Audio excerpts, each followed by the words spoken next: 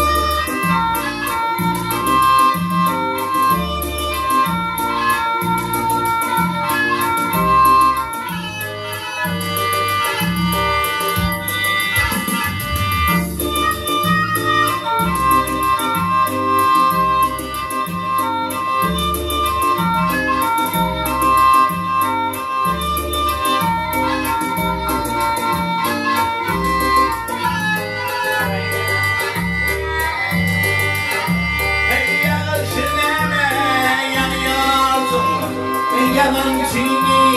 çiğnedim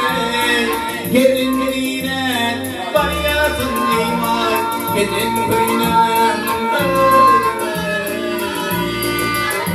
hey gelinliğine bayarsın var gelin köyüne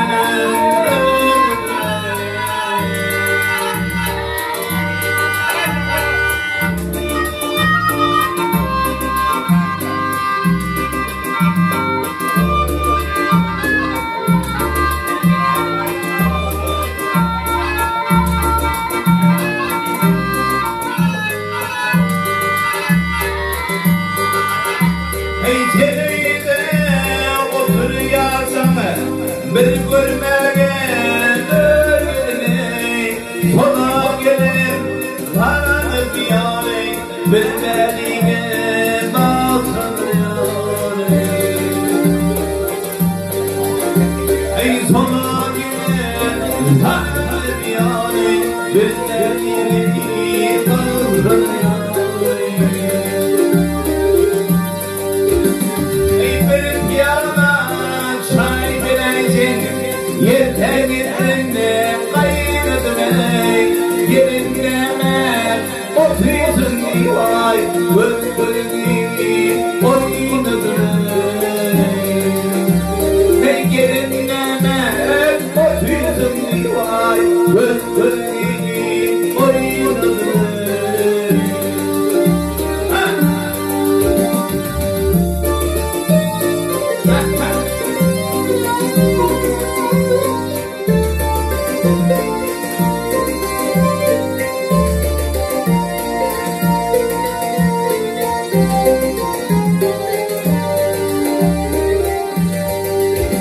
hey ay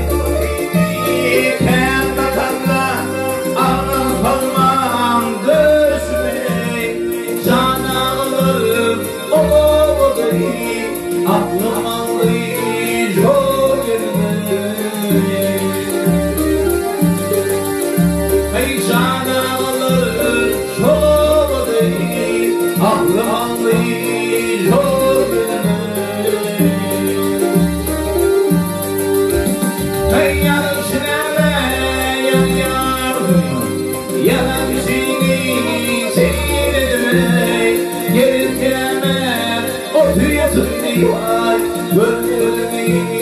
oynadım hey yerindeme oturuyorsun vay bölgülü oynadım